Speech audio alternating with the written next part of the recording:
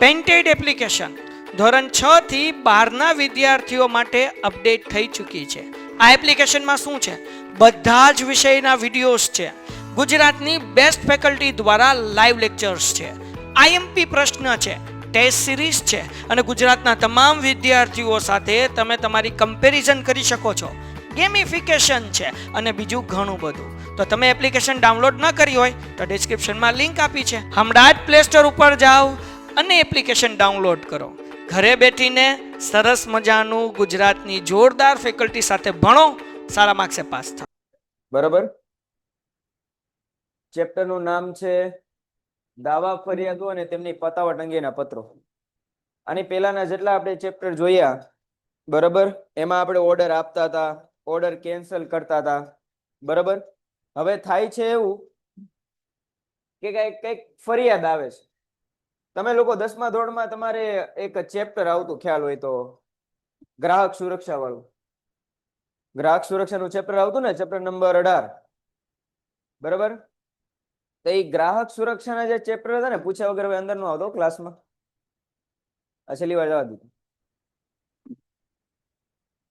દાવા સુરક્ષા અંગેના જે પત્રો છે ને, તમે લોકો આ ભણી ગયા છો થોડું ઘણું. કેમાં?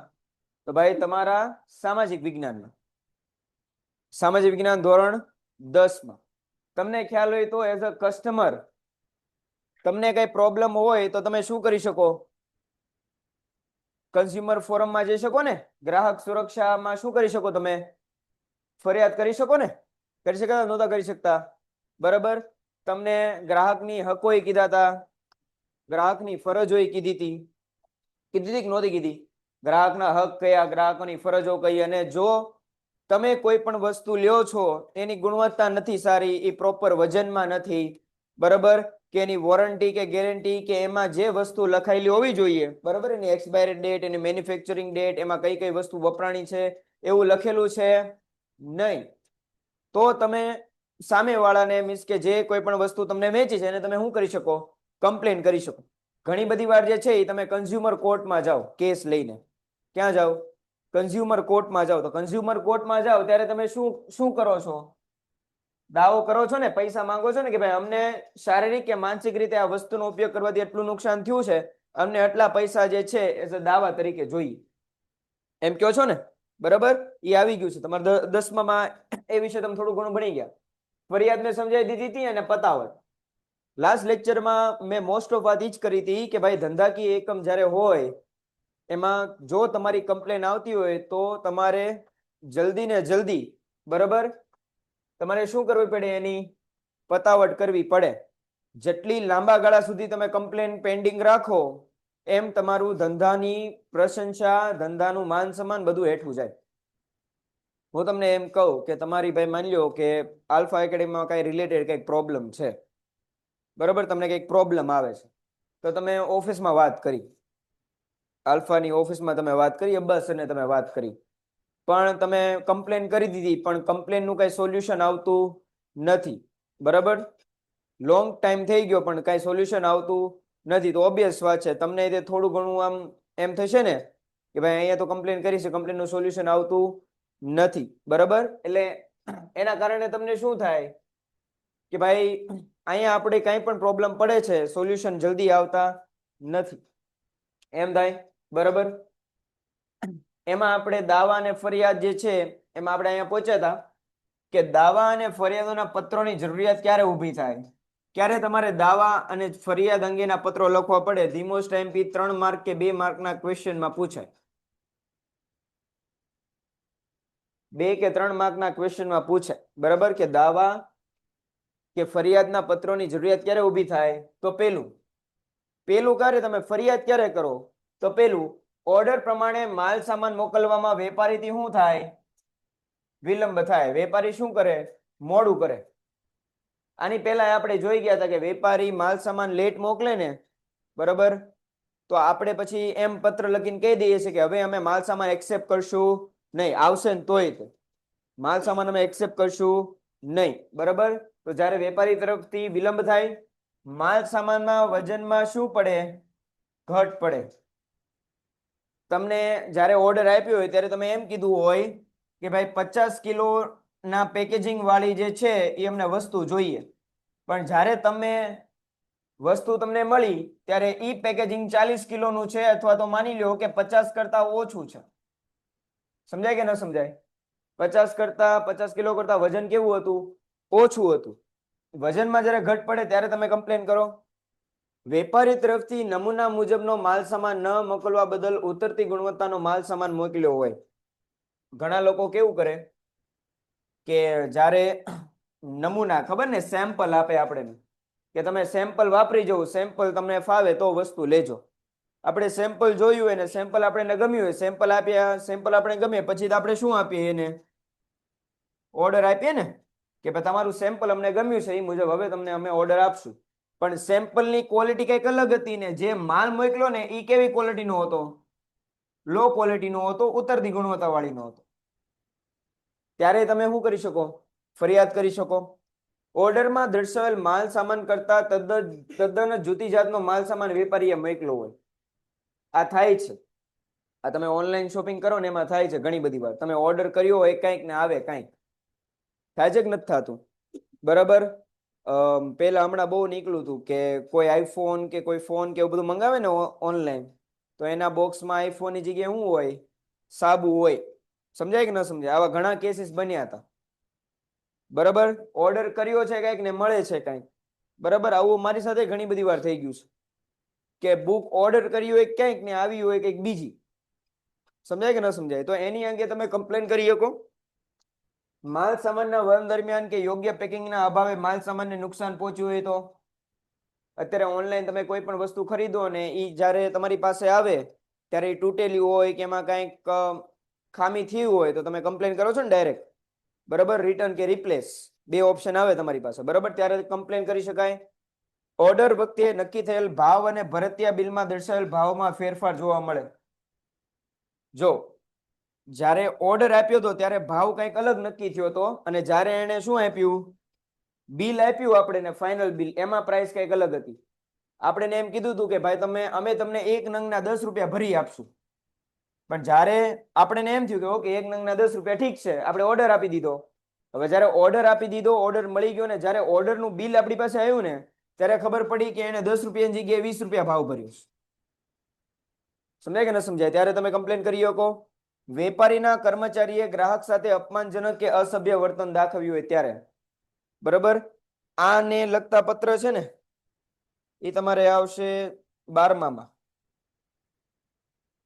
12માં તમારે માની લો કે બેંકનો કોઈ કર્મચારી હોય અને તમારી સાથે છાતું વર્તન ન કર્યું હોય, સારું વર્તન ન કર્યું હોય તો તમે કમ્પ્લેન કરી શકો. સેમ આવી રીતે માલિક કંઈક હોય બીજો, એને કામ પર કોઈકને રાખ્યો હોય, એને તમારી યાર સારું વર્તન ન કર્યું હોય તોય તમે કમ્પ્લેન કરી શકો છો. બરાબર. એટલે આને અનુરૂપ જે છે તમે કમ્પ્લેન કરી શકો, દાવો કે ફરિયાદ કરી શકો.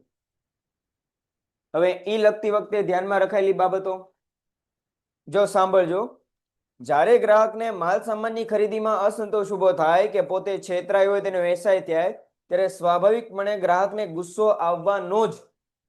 તમે કોઈ પણ વસ્તુ પરચેસ કરો, કોઈ પણ વસ્તુ, બરાબર, તમે જે વસ્તુ પરચેસ કરી એનાથી તમને શું ઉભો થયો? અસંતોષ ઉભો થયો. જે વસ્તુ તમે ખરીદી છે એનાથી તમને એમ લાગ્યું તમે શું થઈ ગયા? છેતરાઈ ગયા. બરાબર. તો ઓબ્વિયસ વાત છે તમને શું આવશે? ગુસ્સો આવે જ તેને. આવે કે ન આવે? આપણે કોઈક વસ્તુ લેવા ગયા હોઈએ ને આપણે એમ કીધું ભાઈ ક્વોલિટી સારી છે, સારી છે, લઈ જાવ લઈ જાવ લઈ જાવ. આપણે એની વાત માનીને આપણે વસ્તુ લઈ ગયા ને ઘરે જઈને જોયું હોય તો ક્વોલિટી ડાઉન હોય અથવા તો વસ્તુ જે છે પ્રોપર હોય નહીં, તો આપણે છેતરાય તો આપણે ઓબ્વિયસ વાત છે ગુસ્સો તો આવવાનો જ છે. આ સંજોગમાં ગ્રાહક જ્યારે ફરિયાદનો પત્ર લખે તો તેના ગુસ્સાના મિજાજને પણ પત્રમાં ઉતારી શકે છે. માટે ગ્રાહકના ગુસ્સાને નિયંત્રણ કરી ફરિયાદોના પત્રો લખવામાં વિશેષ કાળજી રાખવી જરૂરી છે. ઓબ્વિયસ વાત છે કે આપણે કોઈ કમ્પ્લેન, કોઈ વસ્તુ પરચેસ કરી હોય ને આપણે કમ્પ્લેન થઈ હોય ને તો આપણે ડાયરેક્ટ બાંધવાના મૂડમાં જ જઈએ. આગે ના કોઈ પણ વસ્તુ તમે પરચેસ કરી હોય ને તમને એમ થયું હોય કે ભાઈ આ વસ્તુ જે છે પ્રોપર નીકળી નથી અથવા તો સામેવાળાએ મને છેતરી લીધો છે, તો ઓબ્વિયસ વાત છે આપણે બાંધવાના મૂડથી જ ત્યાં જઈએ. એટલે હવે આપણે જોવાનું છે વેપારી તરફથી. જો ભાઈ આપણે કોઈ માલ સામાન આપ્યો ને એનાથી એને જો કોઈ અસંતોષ ઉભો થયો છે કે ક્ષેત્ર એવો થયો છે, બરાબર, તો જ્યારે ઈ પત્ર લખશે ને આપણે ને ફરિયાદ અંગેનો, ત્યારે બની શકે ઈ એમાં પોતાનો શું ઉતારશે? ગુસ્સો ઉતારશે જ તે. જો ભાઈ ગ્રાહક ગુસ્સામાં છે, આપણે નહીં, એક ગ્રાહક જશે ને તો એની સાથે 10 બીજા ગ્રાહકને હારવાર લેતો જાય. આ વાત મેં ગયા લેક્ચરમાં કરી દીધી હતી કે ભાઈ માની લ્યો કે તમને કોઈ એક દુકાનેથી વસ્તુ લેવી ન ગમતી હોય, ત્યાંનો વેપારી તમારી સાથે સારું વર્તન ન કરતું હોય, બરાબર, અથવા તો તમારો ફરિયાદનો યોગ્ય નિકાલ ન લાવતો હોય, તો તમે 10 જણા ના પાડશો કે ભાઈ અહીંથી આ વસ્તુ ન લેતા? પાડશો ને? બરાબર. એટલે જો આવો ગ્રાહક જ્યારે આ પત્ર એવો આપણે લખે ગુસ્સાવાળો, બરાબર, ત્યારે એને નિયંત્રિત કરવાનો છે આપણે. ગ્રાહકને જવા દેવાનું નથી. એને એમ નથી વિચારવાનું કે ભાઈ એક ગ્રાહક જાય તો મારે કઈ ફેર પડશે નહીં, એવું વિચારવાનું નથી. આપણે એને ગુસ્સામાં શું રાખવાનો છે? નિયંત્રણ રાખવાનું છે, બરાબર. એટલે આપણે જ્યારે એનો ઉત્તર આપતો પત્ર લખીએ ત્યારે ધ્યાન રાખવાનું, આપણે સામું ગુસ્સો નથી થઈ જવાનું, બરાબર. આ પત્રોના લખાણમાં શું હોવું જોઈએ? વિવેક, કુને અને ચીવટતાથી રજૂઆત કરવી જોઈએ. તમે જ્યારે પણ આવા પત્ર લખતા હો ત્યારે તમારે તમારી ભાષા શાંત રાખવાની. વિવેક એટલે જેમ ફાવે એમ ભાષામાં પત્ર લખવાનો નહીં. નો ડાઉટ ભાઈ તમે ગુસ્સામાં હોવ, પણ જેમ ફાવે એમ ભાષામાં પત્ર લખવાનો નહીં. પત્ર લખવાની કુને હોવી જોઈએ. ફરિયાદ અંગેના પત્ર કેમ લખાય એ આવડવું જોઈએ. જેમ ફાવે એમ ન લખાય, બરાબર. અને ધ્યાનપૂર્વક રજૂઆત કરવી જોઈએ. એમાં સ્પષ્ટતા હોવી જોઈએ. સૌજન્ય અને સામા પત્રને વાંચે. તમે પછી મારી પાસે ભણવાની ઈચ્છા ધરાવશો નહીં. તમે બસ એને જઈને કહી આવશો કે ભાઈ કરણ સર પાસે આપણે ભણવું નથી ગમતું. કહી આવશો કે ન કહી આવશો? શું લેવા? કારણ કે તમે જે ક્વેશ્ચન કર્યા, તમે જે પ્રશ્ન પૂછ્યા એનો મેં પ્રોપર આન્સર આપ્યો નહીં, એનું કઈ સોલ્યુશન લાવ્યો નહીં. સમજાય કે ન સમજાય? એટલે તમે લોકો ગુસ્સો કરીને મારી પાસે આવો ને તો ભાઈ મારી જવાબદારી બને કે મારે સામો ગુસ્સો ન કરાય. તમારી પ્રોબ્લેમમાં મારે શું લાવવાનું? સોલ્યુશન લાવવાનું મારું પહેલું કામ છે. એઝ અ વેપારી તરીકે તમારા મમ્મી પપ્પા બિઝનેસ કરતા હોય તેમને પૂછવાનું કે સામે વાળો ગ્રાહક ગુસ્સામાં આવે તો આપણે ગુસ્સો કરાય? ના જ પાડશે. સમજાય કે ન સમજાય? અને જ્યારે આવા દાવા અને ફરિયાદ અંગેના પત્ર લખો ત્યારે તો બહુ ધ્યાન રાખવાની ભાષામાં ને એમાં. એ આપણે જ્યારે પત્ર જોશું એમાં વધારે ખ્યાલ આવશે, બરાબર. અગેન પત્ર લખતી વખતે કઈ બાબત ધ્યાનમાં રાખવાની? ભાષા કેવી રાખવાની? સરળ અને સ્પષ્ટ. અને પત્રમાં વિનમ્રતા રાખવાની. માની લ્યો કે તમને કોઈ માલ સામાન મોકલો, એ ખરાબ હતો, તમે એટલો ગુસ્સામાં પત્ર લખ્યો, બરાબર, તો હવે તમારી છાપ બજારમાં એવી પડી ગઈ છે કે જો ભાઈ આને આપણે માલ સામાન કે વસ્તુ મોકલવામાં મોડું કરીએ છીએ ને તો આ એની માન મર્યાદા ભૂલી જશે, તો બીજો કોઈ વ્યક્તિ તમારી સાથે બિઝનેસ નહીં કરે. ધંધામાં વાતું જલ્દી ફેલાય, ખરાબ વાતું તો બહુ જલ્દી ફેલાય, બરાબર. એટલે ધ્યાન રાખવાનું. ભાષા સરળ રાખવાની, સ્પષ્ટ રાખવાની ને વિનમ્રતાથી લખવાનું, બરાબર. જો તમને કોઈ અસંતોષ હોય કે હકીકતોને માહિતીને આંકડાકીય રજૂઆત કરવી, બિલ વાળી વસ્તુ હોય તો બિલ વાળી વસ્તુમાં તમને એમ કીધું હોય કે ભાઈ તમે જ્યારે અમને ઓર્ડર આપવાની, જ્યારે તમે અમને શું કહેવાય ભાવપત્રક મોકલ્યું હતું ત્યારે તમે અમને એમ કીધું હતું કે દરેક વસ્તુના 10 રૂપિયા ભાવ ભરશો, બરાબર. તો ઓલું પેમ્પલેટ તમારી પાસે પડ્યું હોય એ સાથે મોકલવાનું. અને બિલ હોય એમાં એને કેટલા રૂપિયા ભર્યા હોય? 20 રૂપિયા ભર્યા હોય, તો એને મોકલવાનું કે ભાઈ તમે કીધું તું 10 રૂપિયા ભરશો, અત્યારે તમે ભરો છો 20 રૂપિયા. તો એક આવી રીતે માહિતી કે આંકડાકીય રજૂઆત કરવાની થાય. જે બાબતે ફરિયાદ કરતા હોય તે અંગેના ઓર્ડર પત્રનો સંદર્ભ આપવો જોઈએ. તમે જે વસ્તુનો ઓર્ડર આપ્યો હતો, બરાબર, તો આની પહેલા તમે ખ્યાલ હશે કે પત્રોનું ફાઇલિંગ કરવામાં આવે. આ ભણી ગયા આપણે. પત્રનું શું કરવામાં આવે? ફાઇલિંગ કરવામાં આવે. પત્રને સાચવીને રાખવામાં આવે. જો આવું ક્યારેક થયું હોય ને તો જ્યારે ઓર્ડર આપતો પત્ર આપણે રાખ્યો હોય ને તો આવી કઈ સિચ્યુએશનમાં એને સંદર્ભ તરીકે એઝ એ એક્ઝામ્પલ તરીકે તમે જોડી શકો. સમજાય કે ન સમજાય? એમ પત્રમાં જે બાબત અંગે ફરિયાદ કરવામાં આવી હોય તેનો દાવો સ્પષ્ટ હોવો જોઈએ. તમે ફરિયાદ એના માટે કરો છો ભાઈ, એમ નહીં કરવાનું દુખે છે પેટ ને કૂટે છે માથું.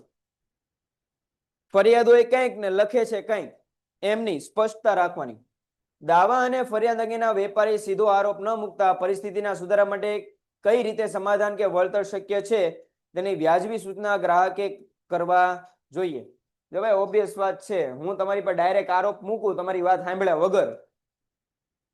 માની લો કે તમે લોકો જે છે એ વાતચીત કરતા હો, મેં તમને લોકોને ડાયરેક્ટ બહાર કાઢ્યા અને 10-20 વાર હોમવર્ક આપી દીધું, તમારી વાત મેં સાંભળી જ નહીં. તમે લોકો હું વાત કરતા હતા કે હું સિચ્યુએશન હતી, મેં તમારી વાત સાંભળી જ નહીં, બરાબર. તો ઓબ્વિયસ વાત છે, તમને તે ગુસ્સો આવશે જ તે કે સાહેબ તો અમારી વાત સાંભળતા જ નથી, અમને અમારી વાત માની જ નહીં એમ, અમને સાંભળવા જ જોઈએ ને. અમે શું કરતા હતા, માની લ્યો કે ભાઈ એને કઈક તકલીફ હોય, કઈક તબિયત ન હારી હોય એટલે એ કહેતો હોય, અથવા તો ચેપ્ટરમાં કઈક પૂછતો હોય, તો એ રિલેટેડ હોય ને. પણ મેં સાંભળ્યા વગર બહાર જ કાઢી મૂકીએ તો ઓબ્વિયસ છે તમને ગુસ્સો આવે જ ને. તો એવી રીતે જ્યારે તમે આવી રીતે પત્ર લખો ને ત્યારે સીધે સીધો આરોપ ન મૂકવાનો કે ભાઈ તારી જ ભૂલ છે. સીધે સીધો આરોપ મૂકો, બધાનો ઈગો હોય જ તે, બરાબર. અને ધંધામાં ઈગો ન જોવાનું હોય. પરિસ્થિતિના સુધારા માટે કઈ રીતે સમાધાન કે વળતર શક્ય છે એની વિશે પૂછપરછ કરવાની, વધારે માથાકૂટ નહીં કરવાની. એ જ્યારે આપણે પત્ર જોશું ને એમાં વધારે ખ્યાલ આવશે. માલ વેચનાર વેપારીનો વ્યાવસાયિક મોભો તેમજ ન્યાય ભાવને ઉલ્લેખ કરી ઝડપી સમાધાન માટે ધ્યાન દોરવું જોઈએ.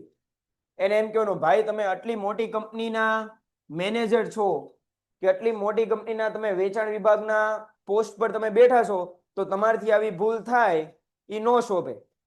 અથવા તો એમ કહેવાનું કે અમને ખબર છે કે જો આવી કોઈ સિચ્યુએશન આવી તો તમે ન્યાયિક ચુકાદો આપશો, તમે યોગ્ય કંઈક જે છે આનું સમાધાન લાવશો એવી અમને ખાતરી છે. તો સામેવાળાને એમ થાય કે નહીં, આને કંઈક પ્રોબ્લેમ આપણે સોલ્યુશન લાવીએ.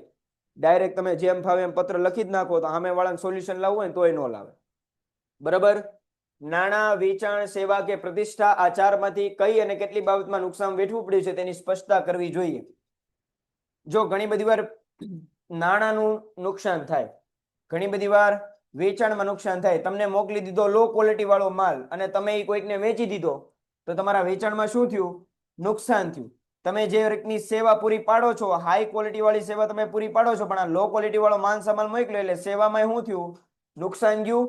આ બધામાં નુકસાન જાય એટલે તમારી ધંધાની પ્રતિષ્ઠા કેવી જાય? ઓછી થાય ને. તો કેટલું કયું નુકસાન થયું છે એ સ્પષ્ટપણે લખવું.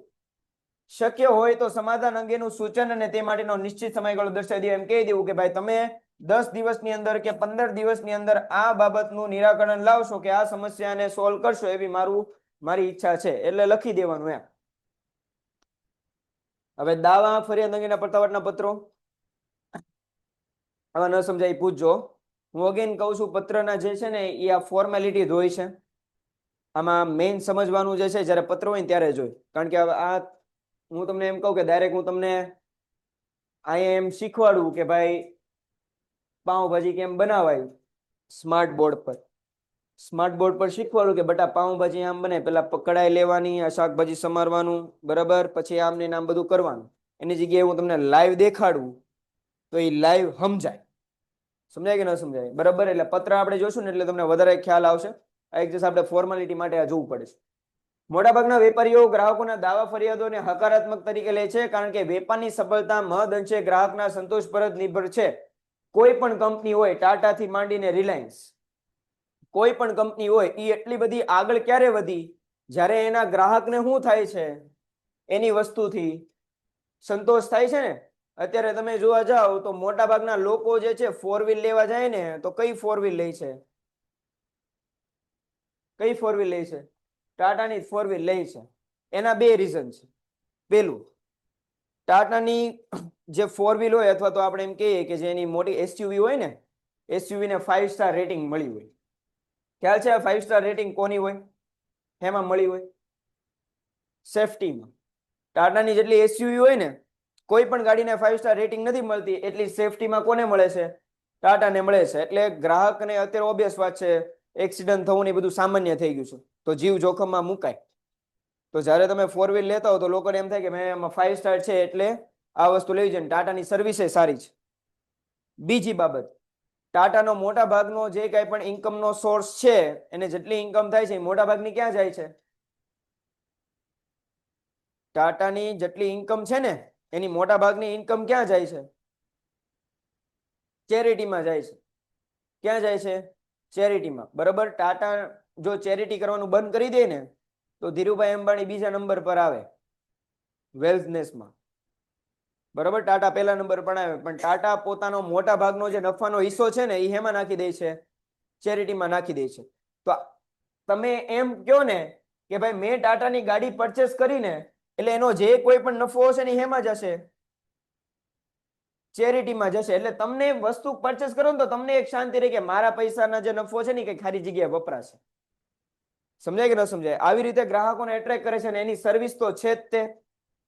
એની સર્વિસ એ સારી જ આવે છે. ગ્રાહકોનો જેટલો સંતોષ વધારે એટલો તમારો ધંધાનું કામકાજ યોગ્ય ચાલે. ભાવનગરના નવાપરાના બટેટા ભૂંગળા વાળો છે, બરાબર, શું નામ છે? યુનુસભાઈના બટેટા ભૂંગળા છે, બરાબર. તો એના બટેટા ભૂંગળા ભાવનગરમાં પ્રખ્યાત છે. શું લેવા? કારણ કે ન્યા જે ગ્રાહક ખાવા જાય છે એને શું મળે છે?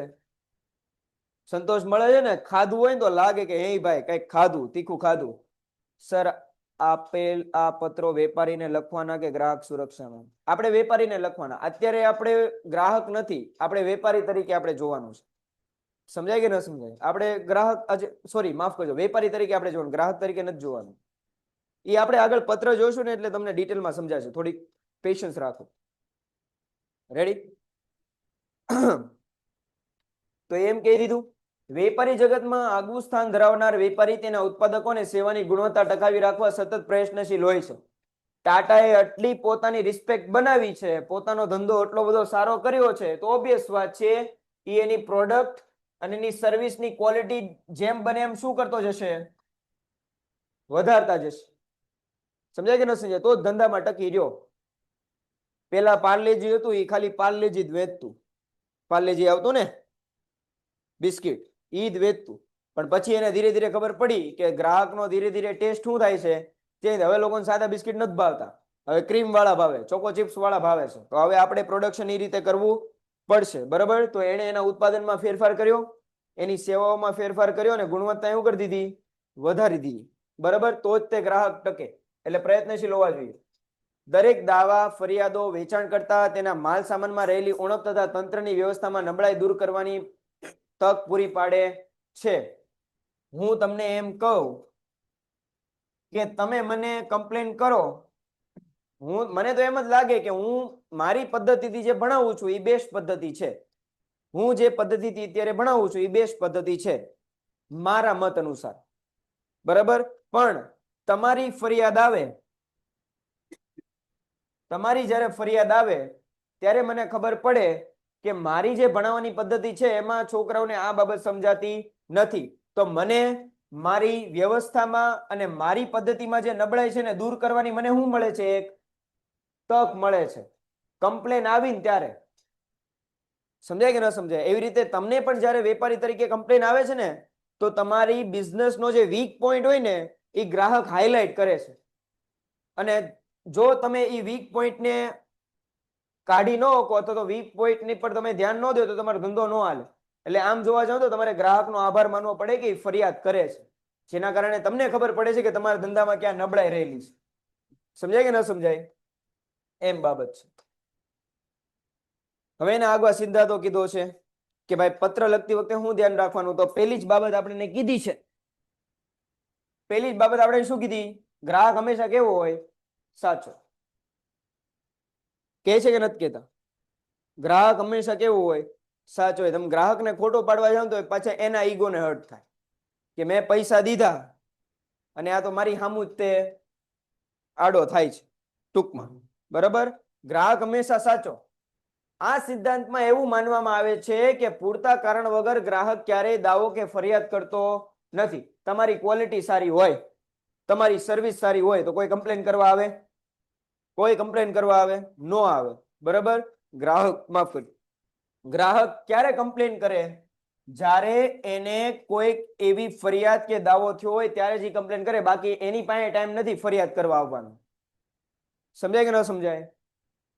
તેથી ગ્રાહકના દાવાને યોગ્ય માની વાજબી વળતર આપવું જોઈએ. સામાન્ય રીતે આ પ્રકારની નીતિ મોટાભાગના વેપારીઓ અનુસરતા હોય છે, બરાબર. ગ્રાહક હંમેશા સાચો તો હોય, કસ્ટમર ઇઝ ઓલવેઝ રાઈટ, બરાબર. ગ્રાહકને કોઈ દિવસ ખોટો નહીં પાડવાનો. અથવા તો માની લો કે ખોટો હોય ને તો એ આપણામાં બુદ્ધિ હોવી જોઈએ કે ખોટો હોય ને તો એને આપણે કઈ રીતે સમજાવો, બરાબર. એટલે એ ધ્યાન રાખવાનું. જો મે બી 1 માર્કમાં કે 2 માર્કમાં પૂછાય ને આ સિદ્ધાંત તો પૂછી શકે કે ભાઈ દાવાની ફરિયાદો અને પતાવટ અંગેના જે કાર્ય હોય, બરાબર, એમાં ગ્રાહક હંમેશા એક સિદ્ધાંત સમજાવો. અથવા તો એમ પૂછે ગ્રાહક હંમેશા સાચો હોય છે, આ સિદ્ધાંત સમજાવો. 2 માર્કમાં પૂછે તમારા સર કે મેડમ, તો યાદ રાખવાનું. યોગ્યતા અને વાજબીપણુની તપાસી પતાવટ કરવાની. હવે કીધું છે હું કે આ સિદ્ધાંત મુજબ મળેલી ફરિયાદના બધા જ કારણો તપાસી યોગ્ય નિર્ણય લેવામાં આવે, તેમાં વ્યાજબી જણાતા દાવા અંગે યોગ્ય પતાવટ માન્ય રાખવામાં આવે છે. દરેક સમજુ વેપારી આ સિદ્ધાંત મુજબ દાવા અને ફરિયાદોની પતાવટ કરતા હોય છે. ભાઈ ઘણા લોકો છે ને ખોટી ખોટી કમ્પ્લેન કરે હો. એઝ એક્ઝામ્પલ આપું, વસ્તુ આવી હોય, ઓર્ડર થી વસ્તુ આવી હોય, બરાબર, ઓનલાઈન ઓર્ડર કર્યો ને વસ્તુ આવી, હવે એના છોકરા દ્વારા, નાના છોકરા કે ઘરમાં હોય, એનાથી વસ્તુ તૂટી ગઈ હોય, નવી વસ્તુ મંગાવી, નવી વસ્તુ શું થઈ ગઈ, તૂટી ગઈ, બરાબર. પણ આપણે એમેઝોન કે ફ્લિપકાર્ટ કે મીશો છે એ કેટલા દિવસની રિટર્ન પોલિસી આપે છે? 7 દિવસની કે 10 ત્યાંથી લાવ્યો ને, ત્યાંથી ઉંદરડા કાતરેલી વસ્તુ લાવ્યો, એના મમ્મી પહોંચી ગયા ન્યા દુકાનવાળા પાસે કે તમે છોકરાઓને ઉંદરડા કાતરેલી વસ્તુ આપો છો, આમ તેમ ફલાણું ઢીકણું, બરાબર. એટલે ભાઈ પહેલા ધ્યાન રાખવાનું કે ભાઈ દાવા કે એવું નથી કે ગ્રાહક હંમેશા સાચો જ હોય. સિદ્ધાંત ધ્યાનમાં રાખવાનો કે ગ્રાહક સાચો હોય, પણ આપણે તે શું જોવાની, બધા કારણોની તપાસ કરી લેવાની કે આ સાચું બોલે છે કે ખોટું બોલે છે. હમણાં તો AI આવી ગયું છે. મેં આની પહેલા લાસ્ટ લેક્ચરમાં સમજાવ્યું હતું કે લોકો છે ને એગની ટ્રે મંગાવે, એગની શું મંગાવે, બ્લિંકિટ ને ઝેપ્ટોમાં એગની ટ્રે મંગાવે, બરાબર. પછી ઓલું જેમિનાઈ અત્યારે આવ્યું છે ને, જેમિનાઈ નું બનાના કરીને જે છે, જે AI ઇમેજ બહુ સરસ બનાવે છે, ફોટો પાડી લે અને પછી એમાં પ્રોમ્પ્ટ નાખી દે કે આ એગ્સ ની જે કઈ પણ શીટ છે, બરાબર, એમાં 2-3 ઈંડા જે છે એ રીતે તારી રીતે તોડી નાખ ને મને પછી નવો ફોટો પ્રોવાઈડ કરીને, રિયલિસ્ટિક હોવો જોઈએ. તો આખો ફોટો એવી રીતે બનાવીને આપે જેમાં એ 3-4 ઈંડા શું કરી નાખે, તોડેલા દેખાડે, બરાબર. અને પછી ઝોમેટો, બ્લિંકિટ ને એમાં કમ્પ્લેન કરે કે ભાઈ આ ટ્રે તૂટેલી આવી હતી, મને પૈસા આપો.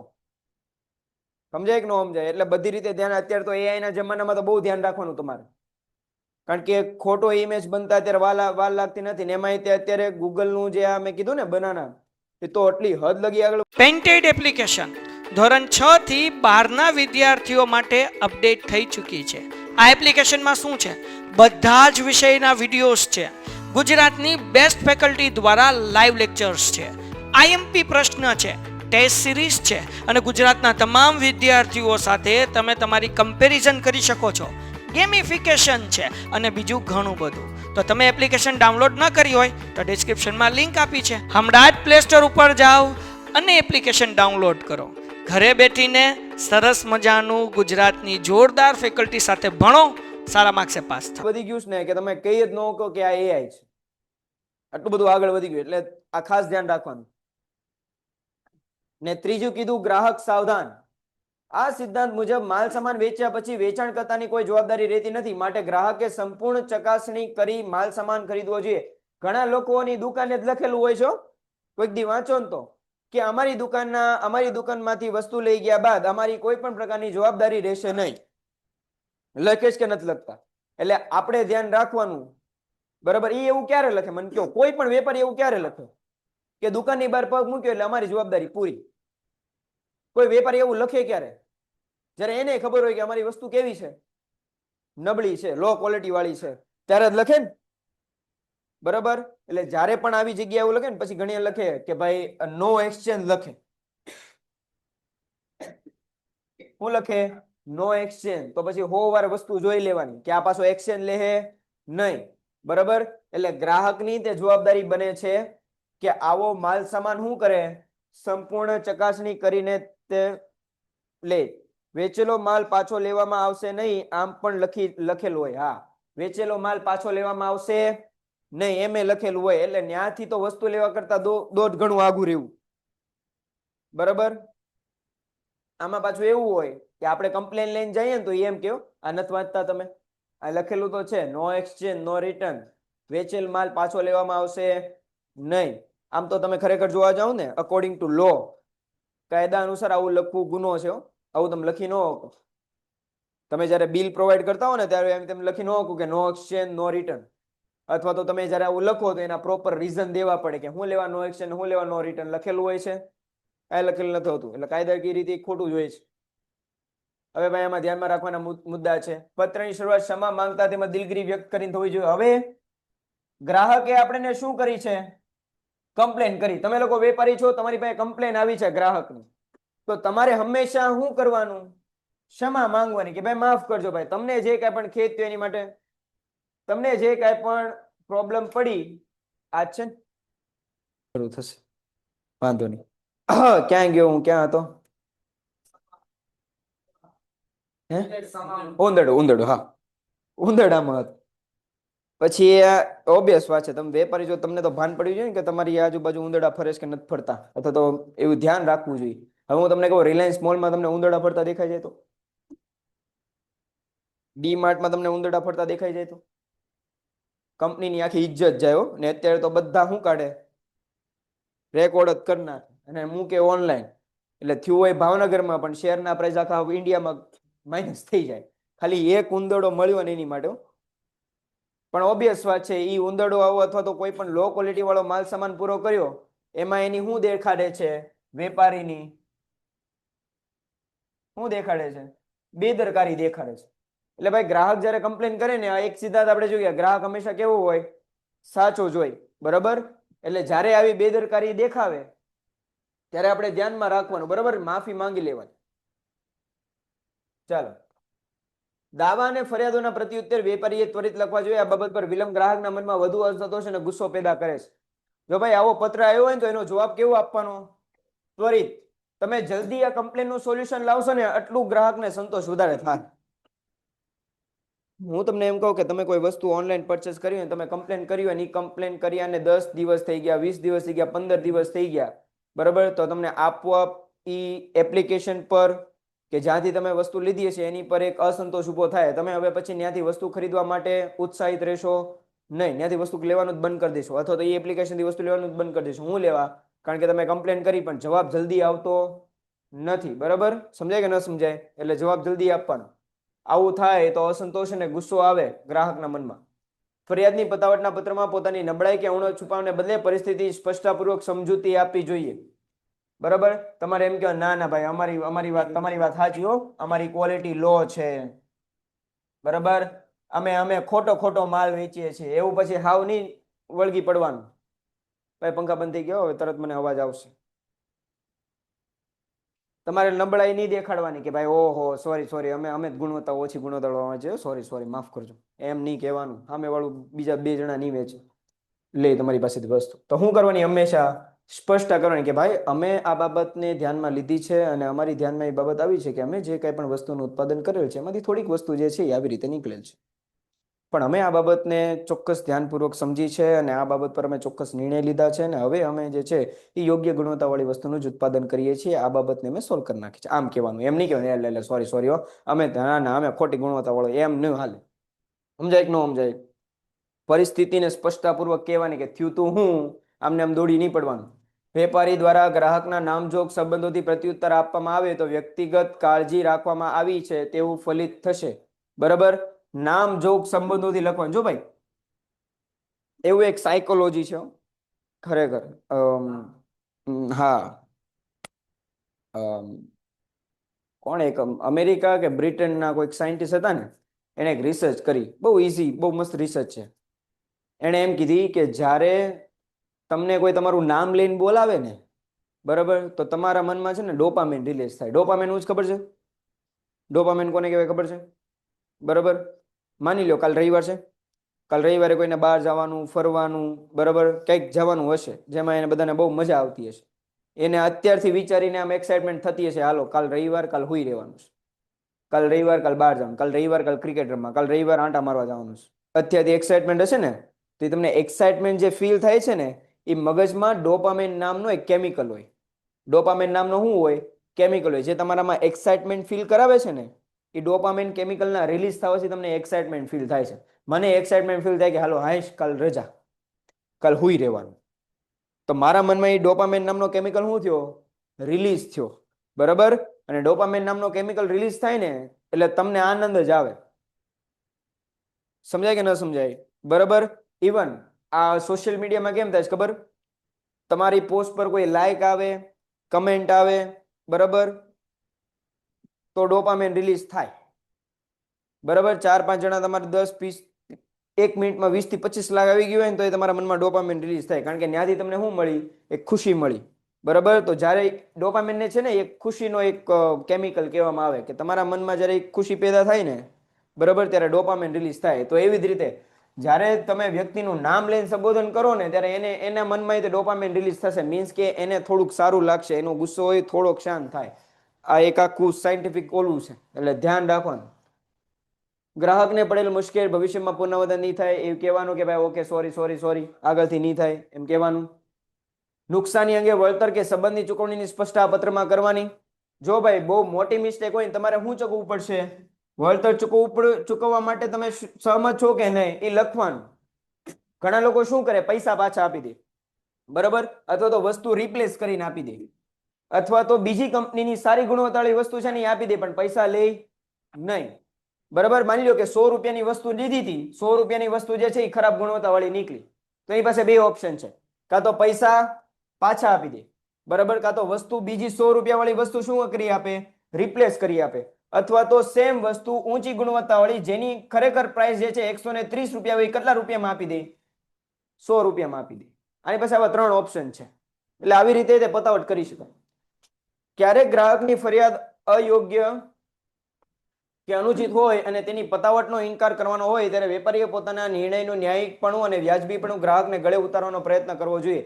ગ્રાહકે ખોટી કમ્પ્લેન કરી હોય ને તમારી આમાં કાંઈ ભૂલ હોય નહીં તો તમારે બધી બાબત ડિટેલમાં યોગ્યપણે લખવાની કે ભાઈ તમે જે કમ્પ્લેન કરી છે ને એમાં આ બાબત અમે જ્યારે જોઈ તો એ બાબત સાચી નીકળી નથી, એટલે અમે તમને જે છે તમારી ફરિયાદ આમ ખોટી છે, પણ ડાયરેક્ટ મોઢા પર કહ્યું તો બધાને ખોટું લાગે, એટલે થોડુંક ધ્યાન રાખો. એ મેં કીધું એમ આપણે પત્ર જોશું ને એટલે આમ ખબર પડશે, બરાબર. એના પત્રને 3 ભાગમાં વેચવામાં આવે. ગ્રાહક સાચો હશે એમ માનીને દાવા અને ફરિયાદનો સ્વીકાર કરી લેવાનો. કસ્ટમર ઇઝ ઓલવેઝ રાઈટ સિદ્ધાંત આવી ગયો. પેલો પત્રનો સ્વીકાર એમ જ કરવાનો કે ગ્રાહક હંમેશા કેવો હશે, સાચો હશે. ફરિયાદ બનાવવાની હકીકત જો વ્યાજબી અને ન્યાયી હોય તો વળતર આપવું, બરાબર. કમ્પ્લેન સાચી હોય, યોગ્ય હોય તો વળતર દઈ દેવાનું, એમાં કાંઈ વાંધો નથી. ફરિયાદને કશી દાદ ન આપી, ફરિયાદને કશી દાદ ન આપવી, બરાબર, એટલે ખોટું કહેવાય ને ગુસ્સામાં ન રહેવું એમ.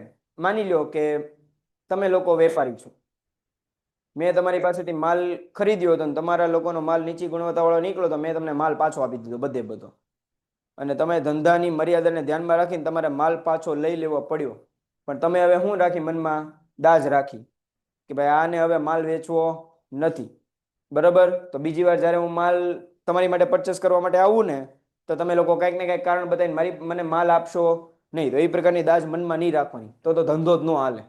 દાજ રાખીને લોકો બેઠા હોય ને તો. ચલો હાલો, હવે અમે જે છે એ જોવાનું છે આમાં મેઇન, બરાબર. હવે મેઇન આવશે, આમાં નો ધ્યાન આપ્યું હોય તો કાંઈ નહીં, હવે આમાં તો આપજો જ તે. ચલો પેલો શું છે પત્ર, આપેલ ઓર્ડર મુજબનો માલ સામાન ન મળતા ઉતરતી ગુણવત્તાવાળો માલ સામાન મળવાને કારણે શિલ્પા એમ્પ્રોરિયમ ઈસનપુર તરફથી સહેલી સાડી સેન્ટર સુરતને ફરિયાદ કરતો પત્ર લખો. જો આમાં કહી દીધું ઓર્ડર મુજબ જે માલ હતો ને એ મુજબ માલ આવ્યો નથી. માલ કેવો આવ્યો છે, ઉતરતી ગુણવત્તા વાળો. કેવી ક્વોલિટીનો આવ્યો છે, લો ક્વોલિટીનો માલ આવ્યો છે.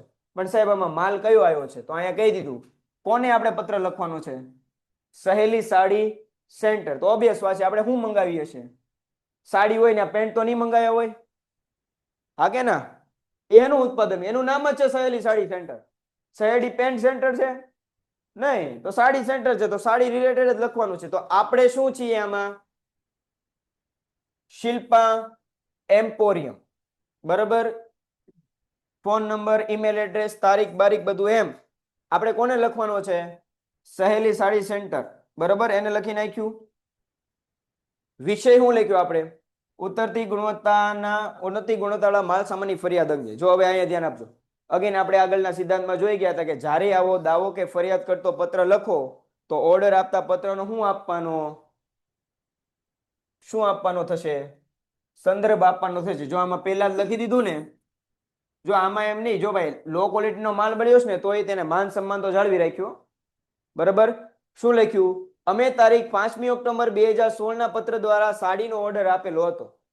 કહી દીધું કે સાડીનો ઓર્ડર ક્યારે આપ્યો હતો. બીજું કીધું આપના દ્વારા મોકલવામાં આવેલ માલ સામાન મળ્યો જેની ગુણવત્તા નબળી કક્ષાની માલુમ પડી. પહેલા કહી દીધું કે તમે જે માલ સામાન મોકલ્યો એની ક્વોલિટી કેવી હતી, લો ક્વોલિટી હતી, બરાબર. આપે અમને નમૂનામાં કોટન સિલ્ક સાડી બતાવી હતી, પરંતુ મોકલવામાં આવેલી સાડીઓમાં સિલ્કનું પ્રમાણ નમૂના મુજબ નહીં હોવાનું જણાય છે. તેમાં સાડીમાં નીચેનો સોનેરી પટ્ટો પણ નાની સાઈઝમાં છે, બરાબર. આમાં આપણે બહુ ડિટેલમાં ન જઈએ કે કારણ કે આ હાડીની બાબત છે, હાડીમાં આપણે એટલી બધી ભાન ન પડતી હોય, બરાબર. જો નોર્મલ સાડી હોય, બરાબર. આ લોકો એમ કહે છે કે જ્યારે તમે અમને સેમ્પલ મોકલ્યું હતું ને સાડીનું, બરાબર, તો સાડીમાં શું હતી? સાડી કેવી હતી? કોટન સિલ્ક વાળી સાડી હતી. પણ હવે અમે ઓર્ડર આપ્યો પછી એ સાડીમાં સિલ્કનું પ્રમાણ કેવું હતું? સિલ્કનું પ્રમાણ કેવું હતું? ઓછું હતું. બરાબર. પ્લસ જ્યારે અમે સાડી લીધી હતી ને, તમે જ્યારે નમૂનો આપ્યો હતો ને સાડીનો, તો એની જે બોર્ડર હતી ને એમાં રેશમી પટ્ટો મોટો હતો, આમાં રેશમી પટ્ટો નાનો છે. સમજાય કે ન સમજાય? બરાબર. એમ થયું. એટલે ક્વોલિટી લો છે ને, પ્લસ પ્રોડક્ટમાં ડિફોલ્ટ આવ્યા છે.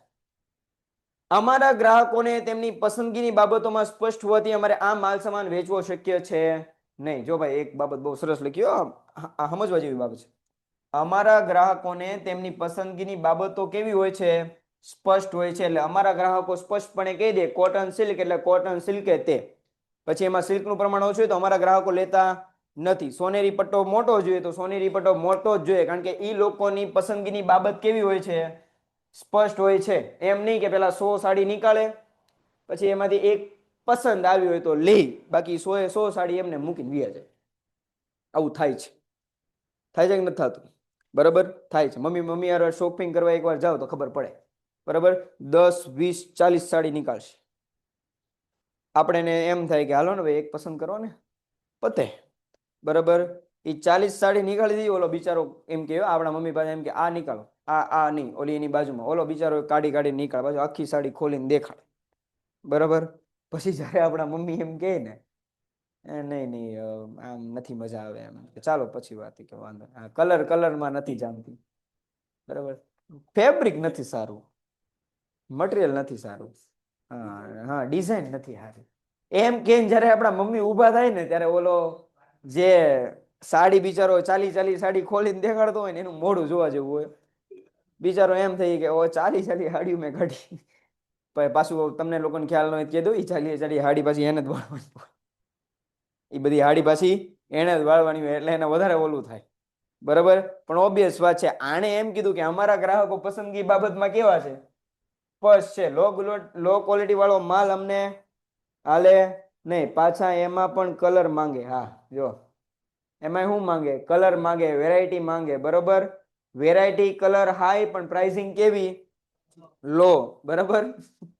ચાલો, આ માટે આ માલ સામાન અમારી માટે વેચવો શક્ય છે નહીં. જો ભાઈ, અમારા ગ્રાહકોને એની બાબતોમાં સ્પષ્ટ હોય એટલે અમે આ માલ સામાન વેચી જ ન શકીએ. સમજાય કે ના સમજાય? બરાબર. તેથી આ માલ સામાન પરત મેળવી લેવા વ્યવસ્થા કરશો અથવા તો 35% ડિસ્કાઉન્ટ થી વેચવા માટે મંજૂરી આપશો તો અમે નબળી ગુણવત્તાનો માલ સામાન વેચવાનો પ્રયત્ન કરીશું. કાં તો એક કામ કરો, કાં તો માલ સામાન પાછો લઈ લો. બરાબર.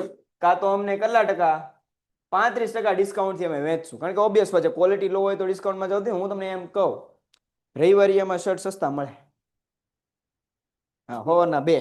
ઇવન મોલમાં તમે જાઓ ને, હા બોલો, મોલમાં તમે જાઓ ને, રિલાયન્સ મોલમાં તમે જાઓ, રિલાયન્સ મોલનો આપણે અહીંયા છે ને, તેનો બીજો માળ છે, ખ્યાલ હોય તો કપડાનો જ છે, ગેલેક્સી. હા, કપડાનો માળ છે. હવે ત્યાં તમે જાઓ ને તો ત્યાં તમને 4 પ્રકારની વેરાયટી મળે શર્ટમાં. ઓલા જે નોર્મલ આપણે અડધી બાવના પહેરતા હોય ને એમાં 4 પ્રકારની વેરાયટી મળે. 100 રૂપિયા વાળા હોય, એક 200 વાળા હોય, એક 350 વાળા હોય ને એક 450 વાળા હોય. આ 4 વેરાયટી તમારી પાસે હોય. બરાબર. હવે તમને ખબર છે, મને ખબર છે, એ 100 વાળાની ક્વોલિટી ને 450 વાળાની ક્વોલિટીમાં ગામનો ફેર હોય કે ન હોય? બરાબર. ઓબ્વિયસ વાત છે, એની ક્વોલિટી લો છે તો એને પ્રાઇસ કેટલી કરીને વેચવી પડે? પ્રાઇસ શું કરવી પડશે એને? ઓબ્વિયસ વાત છે, લો કરીને વેચવી પડશે ને, કારણ કે ક્વોલિટી કેવી છે? ઓછી છે. હું એમ કહું, લુઈ વિટોનનો શર્ટ હોય, લુઈ વિટોનનો શર્ટ, બરાબર, અને કોઈક સાદી નવી કંપનીનો શર્ટ હોય તો એ બેની પ્રાઇસ હું સેમ રાખીને વેચી શકું? ન વેચી શકું. બરાબર. વેલ્યુ એડેડ વસ્તુ તમને ખ્યાલ છે? વેલ્યુ એડેડ થિંગ્સ મેન્યુફેક્ચરિંગમાં સમજાવું હાલો. ઘણાનું માથું નથી હલતું એટલે સમજો. કોટનનો શર્ટ લેવા તમે ગયા ને, લુઈ વિટોનનો તમે શું લેવા ગયા? કોટનનો શર્ટ લેવા ગયા. તો ઓબ્વિયસ વાત છે, એ કોટનનો શર્ટ છે એ ક્યાંથી આવ્યું? ખેતરમાં કોટન ઉગે. બરાબર. તો માની લો એ ખેતરમાંથી જ્યારે કોટન એટલે કપાસ લેવામાં આવ્યું ત્યારે એ કપાસની કિંમત શું હતી? 5 રૂપિયા હતી. શું હતી? કપાસની કિંમત 5 રૂપિયા હતી. બરાબર. હવે ઈ કપાસમાંથી પેલા શું બનાવવામાં આવશે? શું બનાવવામાં આવશે? કપાસની એમાં દોરા બનાવવામાં આવે. બરાબર. હવે એ દોરા જ્યારે બનાવ્યા ને ત્યારે ઈ જ કપાસનો ભાવ વધીને કેટલો થઈ ગયો? 10 રૂપિયા. કારણ કે એક વેલ્યુ શું થઈ ગઈ આમાં? એડ થઈ ગઈ. બરાબર. હવે એ દોરામાંથી જે છે માની લો શું બનાવવામાં આવ્યો? શર્ટ બનાવવામાં આવ્યો. બરાબર. હવે એ જ્યારે શર્ટ બનાવ્યો, બરાબર, એ શર્ટ પર કલર થયો, એની ક્વોલિટી આ તે બધું એડ થયું, બરાબર, ત્યારે એ સેમ શર્ટનો ભાવ જે છે એ વધીને થઈ ગયો 300 રૂપિયા. કેટલા રૂપિયા થઈ ગયો? 300 રૂપિયા. ઘણી બધી કંપની એવી જ છે, બરાબર, ઘણી બધી કંપની એવી છે જે શું કરે કહું, ખાલી શર્ટ બનાવીને આપે. પછી બીજી ફેક્ટરીમાં જાય ને તો એની પર પ્રિન્ટિંગ આપણે જોઈએ ને, પ્રિન્ટિંગ ને આ તે ને, બરાબર. આપણે નોર્મલ સાદા પેન્ટ હોય ને તો સાદા પેન્ટ પર પ્રિન્ટિંગ, એમ્બ્રોઇડરી એ બધું બીજી ફેક્ટરીમાં થાય. અહીંયા ખાલી પેન્ટ જ બને, બરાબર. તો એમ એ થાય. તો માની લો કે આ જ્યારે સાદો શર્ટ બનાવીને આપ્યો, પ્રિન્ટિંગ પ્રિન્ટિંગ એવું કાંઈ છે જ નહીં, એમ્બ્રોઇડરી એવું કાંઈ કરેલું છે નહીં, એ જ્યારે શર્ટ બનાવ્યો ત્યારે કેટલાનો હતો? હવે કેટલા થઈ ગયા? 300 રૂપિયા. જ્યારે એ શર્ટમાં જે છે એમ્બ્રોઇડરી વર્ક ને એવું બધું કરવામાં આવ્યું, બરાબર, ત્યારે એ શર્ટની કિંમત વધીને થઈ ગઈ 1000 રૂપિયા. કેટલા રૂપિયા થઈ ગઈ? 1000 રૂપિયા. હવે આમાં એનો શું એડ થશે? નફો એડ થઈને કેટલામાં વેચાશે? 1500 માં વેચાય ને શર્ટ. હવે જો કપાસ સ્ટાર્ટિંગમાં કેટલા રૂપિયાનું હતું? 5 રૂપિયા. ધીરે ધીરે એમાં વેલ્યુમાં શું થતું ગયું? વેલ્યુ શું થતી ગઈ? એડ થતી ગઈ ને છેલ્લે એની ફાઇનલ પ્રાઇસ કેટલી હતી? 1500 રૂપિયા. તો આ વેલ્યુ એડેડ થિંગ છે. અને ટેક્સટાઇલ ઇન્ડસ્ટ્રીમાં તો આવું બહુ થાય. થાય કે ન થાય? બરાબર. એટલે ધ્યાન રાખવાનું.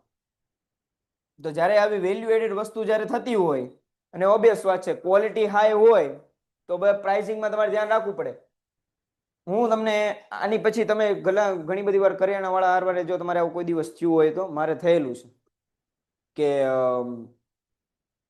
વસ્તુની જે છે ને માની લો ને ક્વોલિટી થોડીક લો હોય. ક્વોલિટી કેવી હોય? લો હોય. અને ઘણા સમયથી જે છે માલ સામાન એમને એમ પડ્યો હોય, વેચાતો હોય નહીં. તો જે એની બેઝિક પ્રાઇસ હોય ને એના કરતા કેટલા ભાવે વેચશે? એ ઓછા ભાવે વેચીને જવા દેશે. આ ડિસ્કાઉન્ટ સેલ યાદ છે. એનો માલ જે છે એની પાસે પડ્યો રહ્યો છે પણ હવે વેચાતો છે નહીં. ધીરે ધીરે એની ક્વોલિટી શું થતી જાય છે? ઘટતી જાય. તો હું આપી દે? ડિસ્કાઉન્ટ આપે, બરાબર. અથવા તો હું કે 3 વાર લખ્યો, સેલ સેલ સેલ, 10% સેલ. સમજાય કે ન સમજાય? હું તમને એમ કહું, ઉનાળો આવે તો ગુલાબનો પાવડર અહીંયા 10 રૂપિયાની પડીકીમાં મળી રહે, સાયકલ પર વેચવા આવે.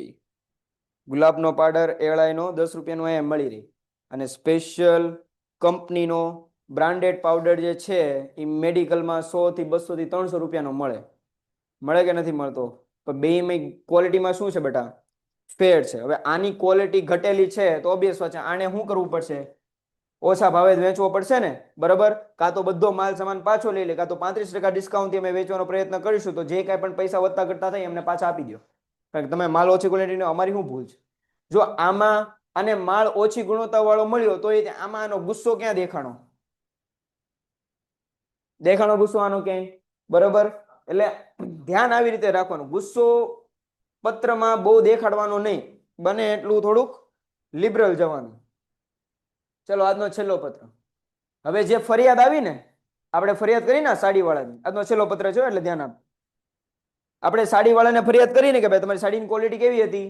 લો હતી, 35% ડિસ્કાઉન્ટથી વેચશું. તો હવે આ એનો શું આપે છે?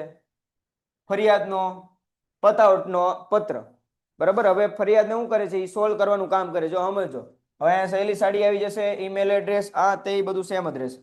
આપણે જોવાનું છે ક્યાં? મેન આમાં જ.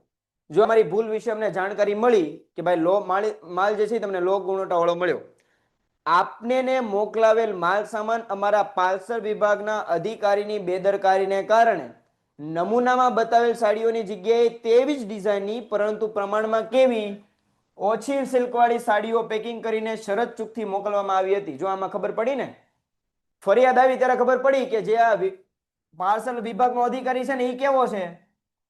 બેદરકાર છે. એને કઈ ભાન જ નથી પડતી. કમ્પ્લેન નો આવ્યો તો બરાબર, કમ્પ્લેન આવી ત્યારે ખબર પડી કે ભાઈ જે અમારો પાર્સલ વિભાગનો અધિકારી છે એને સેમ ડિઝાઇનની પણ કેવી ઓછા સિલ્ક વાળી સાડી પેકિંગ કરીને તમને દઈ દીધી, બરાબર. એમ આપને આજ રોજ મહેતા ટ્રાન્સપોર્ટ દ્વારા આપના ઓર્ડર પ્રમાણેની યોગ્ય ગુણવત્તાવાળી સાડીઓનું પાર્સલ રવાના કરેલ છે. જો ઓલે બે માંગ રાખી હતી. એક માંગ શું હતી? કાં તો તમે માલ પાછો લઈ લો, કાં તો 35% ડિસ્કાઉન્ટ અમે શું કરી દેવું, વેચી દેવું. આને બે માંથી પહેલી શરતમાંની કઈ શરત છે? ઉતરતી ગુણવત્તાવાળો માલ સામાન અમારા ખર્ચે અમે પરત મેળવી લેશું. આણે માલ શું કરી લીધો, પાછો મેળવી લીધો, અને જે માલ મોકલવાનો હતો ગુણવત્તાવાળો માલ એ મોકલી દીધો. આપને પડેલ તકલીફ બદલ ક્ષમા કરશો, ભવિષ્યમાં આવી ભૂલ ન થાય તેની અમે ખાતરી આપીએ છીએ. જો આમ લખાય, આમાં તમે એમ શાંત થાય, બરાબર, ગ્રાહકને તેમ થાય, સંતોષ મળે, અને એને એમ લાગે કે મેં જે કાંઈ કમ્પ્લેન કરી એનો યોગ્ય શું આવ્યો, નિકાલ આવ્યો, યોગ્ય મને આન્સર મળ્યો. બરાબર, એટલે આ ધ્યાન રાખવાનું. જો બિડાણ માલ વહનની રસીદ, ઓલું આવે ને રસીદ, એના દ્વારા ને તમે જે છે માલ સામાન મળે, પાર્સલ તમને મળે. બરાબર, સમજાઈ ગયું? બરાબર. પેન્ટેડ એપ્લિકેશન ધોરણ 6 થી 12ના વિદ્યાર્થીઓ માટે અપડેટ થઈ ચૂકી છે. આ એપ્લિકેશનમાં શું છે, બધા જ વિષયના વિડીયોઝ છે. ગુજરાતની બેસ્ટ ફેકલ્ટી દ્વારા લાઈવ લેક્ચર્સ છે, આઈએમપી પ્રશ્ન છે, ટેસ્ટ સિરીઝ છે, અને ગુજરાતના તમામ વિદ્યાર્થીઓ સાથે તમે તમારી કમ્પેરિઝન કરી શકો છો.